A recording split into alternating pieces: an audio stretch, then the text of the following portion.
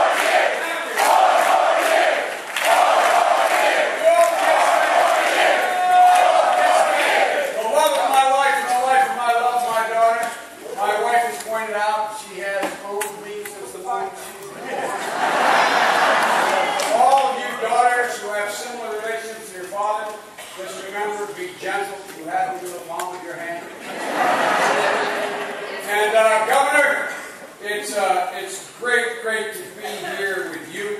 I want to tell you what a difference the governor is. Joe, you heard that gentleman up there? Yeah, give him hell, Joe. I want to tell you, I'm reminded of Harry Truman's expression. When somebody yelled at him, he said, "I'm not going to give him hell. I'm just going to tell them the truth. They're going to think it's hell."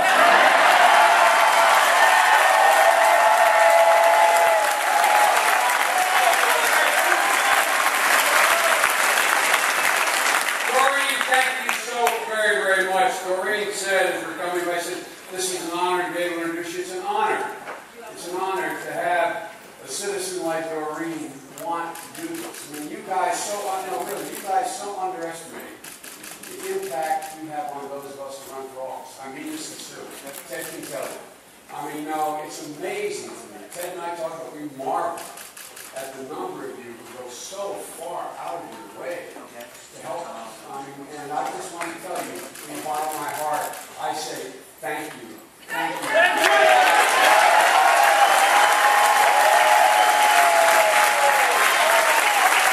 the way, where I come from, you want Ted Strickland on your side. This is my stand.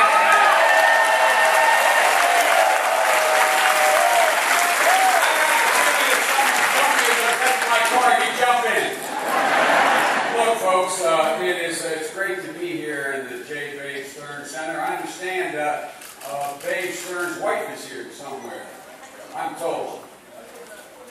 It's a pleasure to meet you. I heard one of you.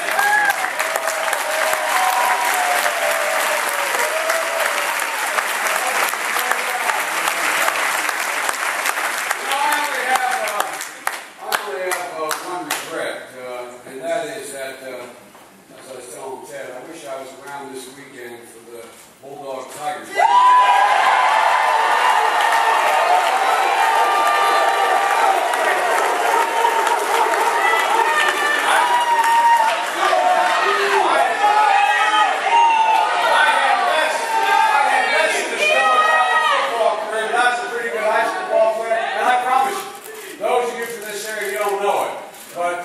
High school has a great program, and the school I went to, we had an undefeated team. Everybody, even back when I graduated, I'm serious, in the 60s, I graduated in 65 from high school. Everybody knew about this rivalry. I'm serious.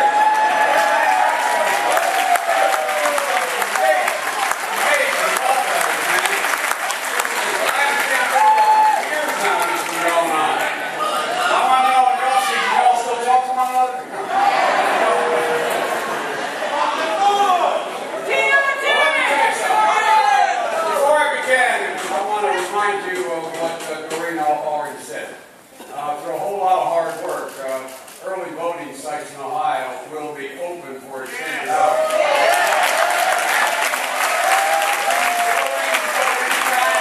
8 to 7 p.m. And the sooner you vote, the better the momentum. So folks, better vote.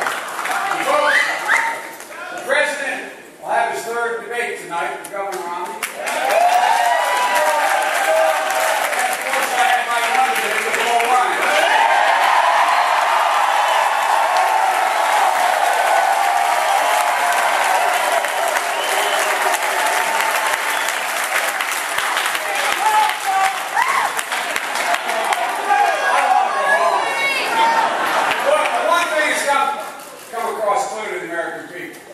differences. The President and I and Governor Romney and Congressman Ryan, we have fundamentally different views. You got it! But equally as important, we have a fundamentally different value set. How to base government. Ladies and gentlemen, the differences are profound. On foreign policy, you said nicely, Afghanistan, the President and I have made it absolutely clear. We will leave Afghanistan.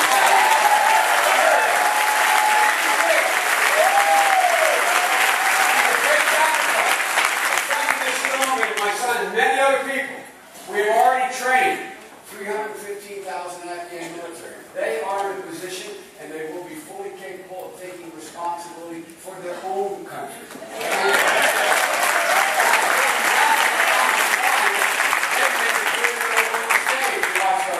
They say that we can leave in 2014, maybe. They say, quote, it depends. Ladies and gentlemen, like everything with them, it depends. It depends. It depends on what they find these guys. It depends. Another place where the difference could not be more stark between the governor and the president and the congressman and me is on human rights.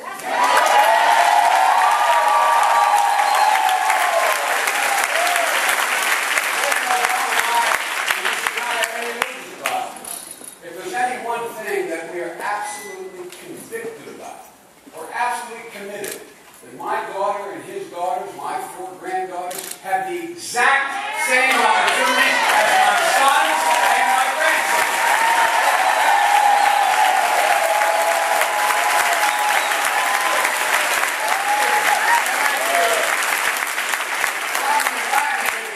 They don't believe a woman has a right to control her body. They're willing to impose their private views in the public. Look, one on the issue of women's health. They want to turn the power back to the insurance companies. Change the law. It's important. We need your rules, we need your support. It's important to tell other people this.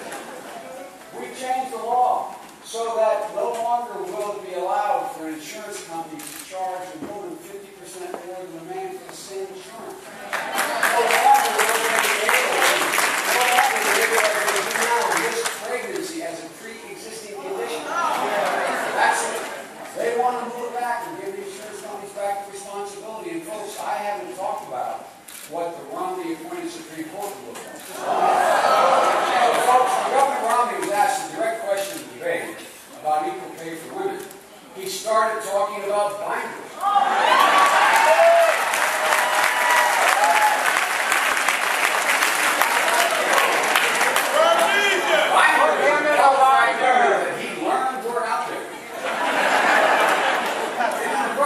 He never did say whether or not women were entitled to equal pay for the same work as men. He never answered that. But that shouldn't surprise you. Come from a man who, according to his senior advisor, wasn't even supportive of the Willie Webb, that are acting line voted against him. So talk about being out of touch. It's not just a Grand Cayman Island and Swiss bank accounts and exporting everything to China. This guy is out of touch on most of the fundamental issues.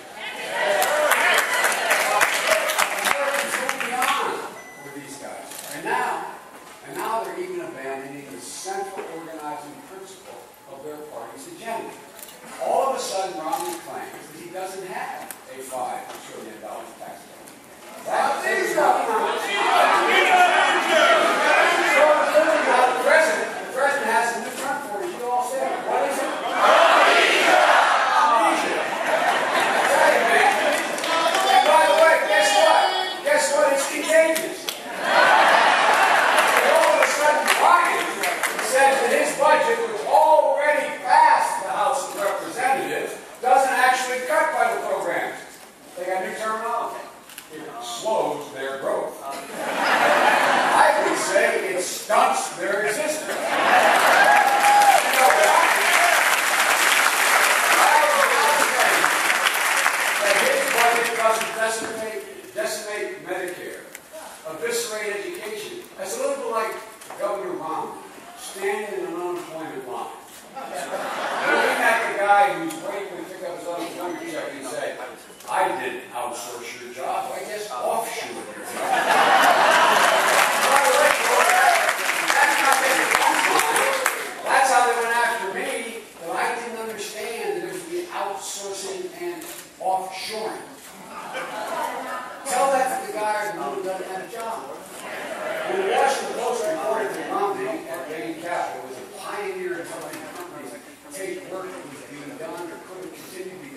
United States and shipping it overseas to China, his response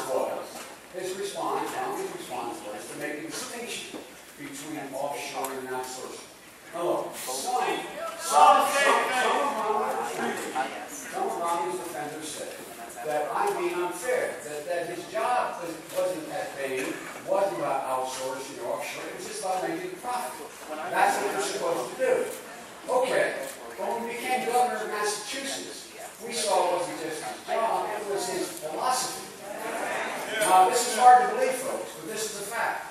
Governor Romney, as governor of the state of Massachusetts,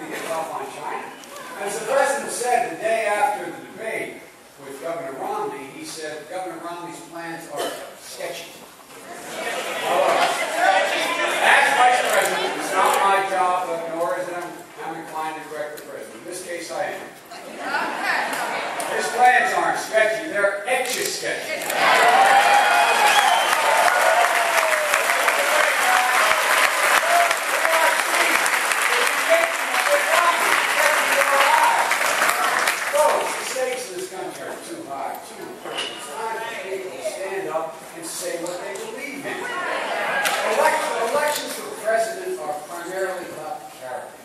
And I'm telling you, my guy's got the character.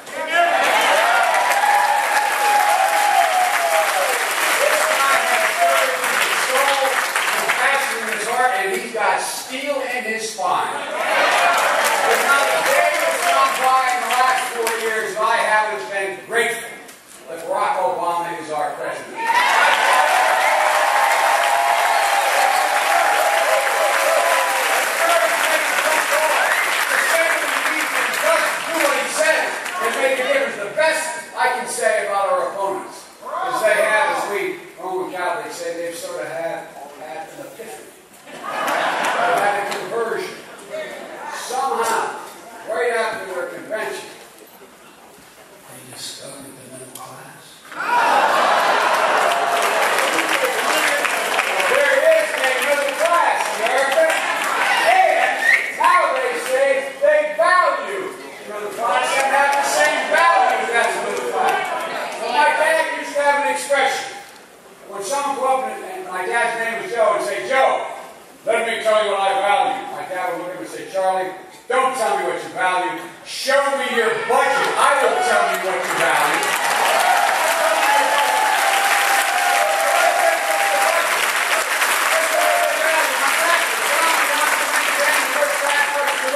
That's $800 billion more in the next 10 years for people making a minimum of $1 million.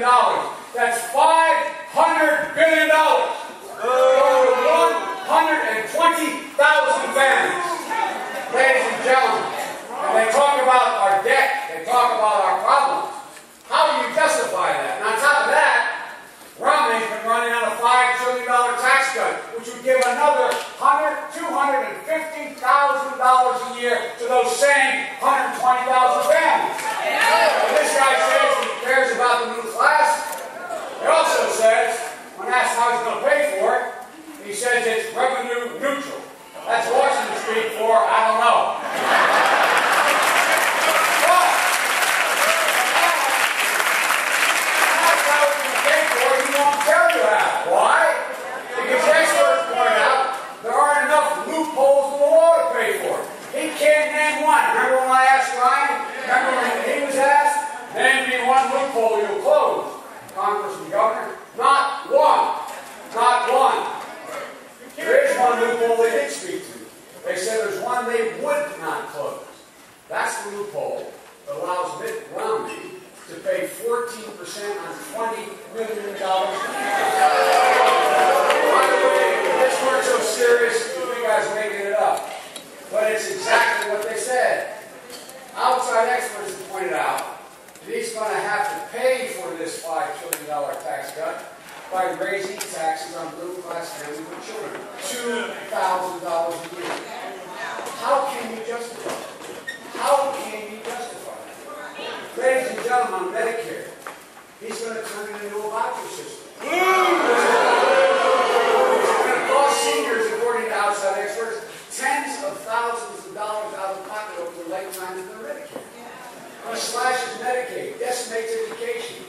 Look, instead of signing pledges to a right-wing guy named Grover Norquist to cut taxes for the wealthy, they should be signing a pledge to the middle-class people of America.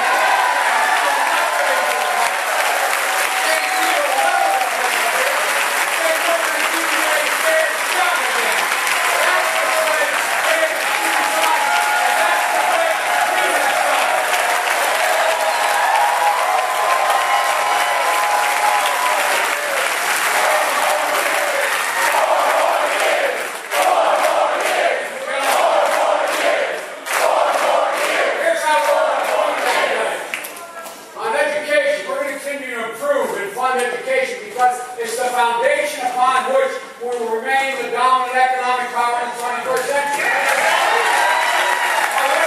A full-time teacher says any nation that out-educates us will out-compete us. We must be number one in the world.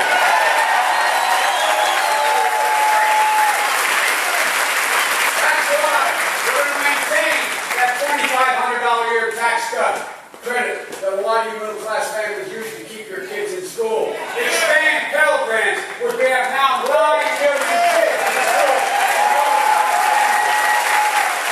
And 100,000 new math and science teachers to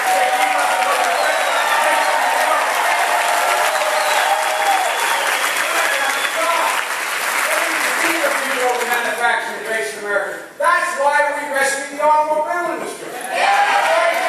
Right in Ohio, that means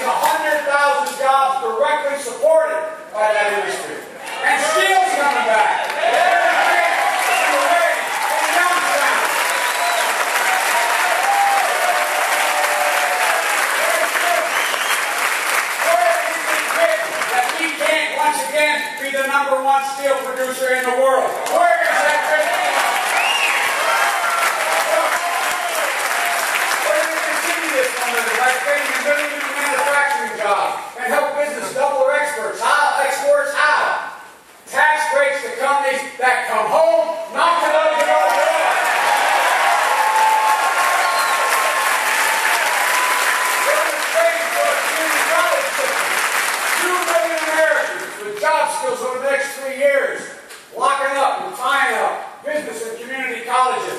Work that has to be done, making sure the students can walk out and into a job, a decent paying job. On energy, we're going to continue to cut our oil imports, as we already have. We're going to cut them in half and produce more American-made energy. Oil, clean coal, natural gas right here in Ohio. All will create 600,000 new jobs in the next decade. Renewable resources, wind, solar, biofuel, conservation. We double fuel efficiency for cars and trucks. It's going to save $1.7 trillion for you at the gas pump and 12 billion barrels of oil over the lifetime of that happening. Ladies and gentlemen, I'm working on conversion so that more cars, trucks, and buses can run on natural gas, helping the environment and saving people hundreds of billions of dollars over time. Look, folks, on taxes. You never grow from the top down, it grows from the middle out. And middle class is doing what everybody does. The poor have a way up. We create a lot of millionaires in the process, and what we do very well as well. That's why we cut middle class taxes $3,600 the first year. That's why we cut small business taxes 18 times. And we're going to insist on keeping the tuition tax credit. Continue to expand the child care tax credit. And we are going to make permanent the middle class tax credit for their home hostage.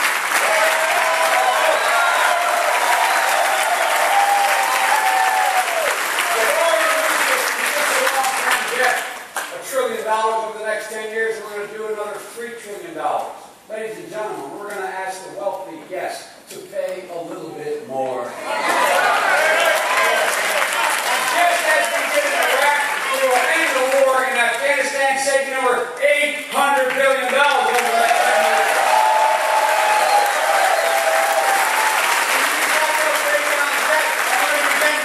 Roads here in America.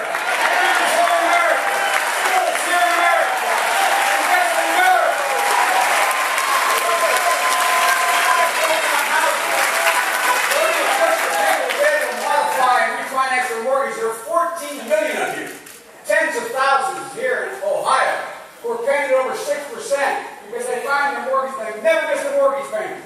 All of a sudden, they're upside down in their mortgages because of what's happening in the economy.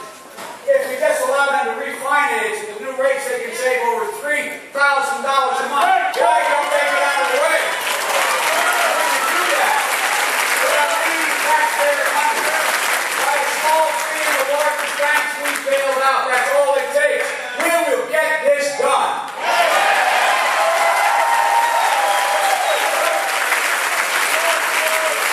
It's all about expanding the middle class. It's all about giving peace of mind to families who've been crushed by the recession.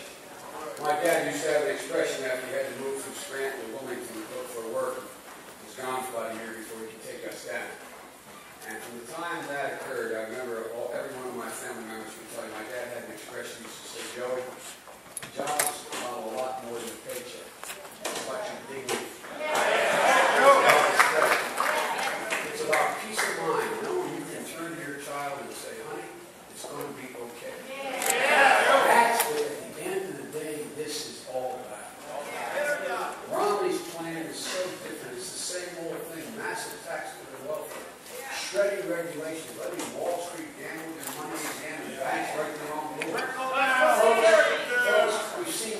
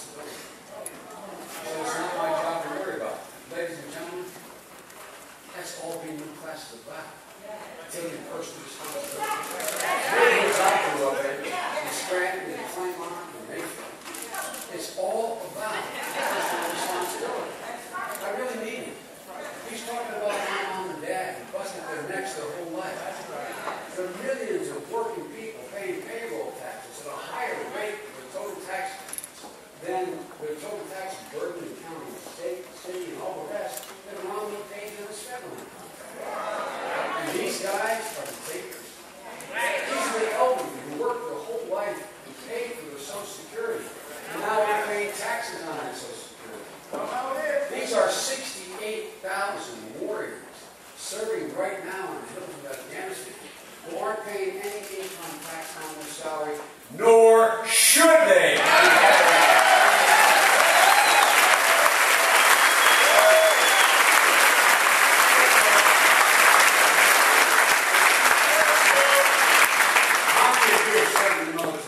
Or know someone who served in Afghanistan or Iraq.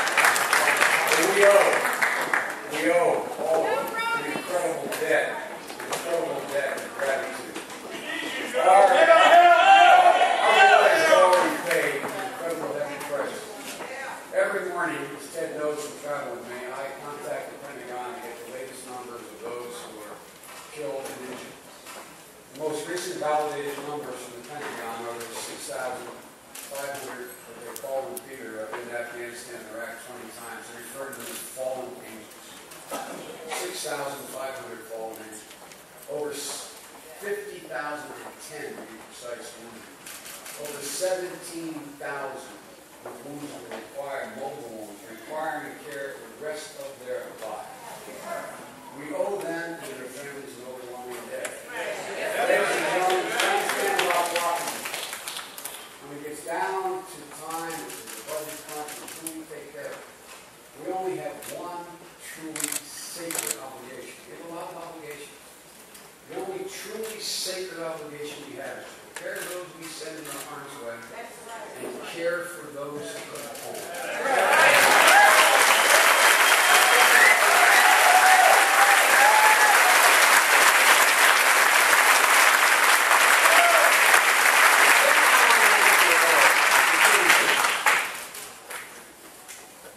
These families are running the spine of America. And the American people, here in Canton, my hometown, all across the country, they are so much better, so much more, take so much more responsibility than these guys think they're better. I've never seen two candidates at the highest office who are more negative about the state of the country, more negative about our prospects for the future, and more negative on the willingness of the American people to do whatever it takes to make it right. All this talk they have about this culture of dependency, about America being in decline. Honest to God, I don't recognize the country they're talking about. America is so much better positioned than any nation in the world to lead the 21st century. America is coming back.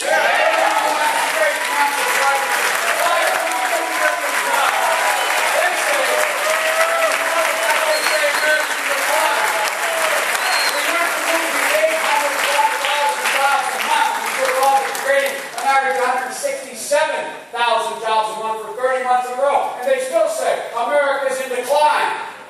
We brought the unemployment rate down from 10% to below 8%. They say unemployment is declining. They say America's declining.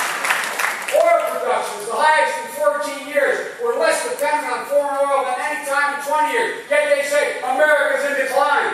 Housing starts at their highest levels since 2008. Instead of saying that's a good sign, they say America's in decline. And we brought our plan to reduce mortgage payments. They said we're being unfair to banks.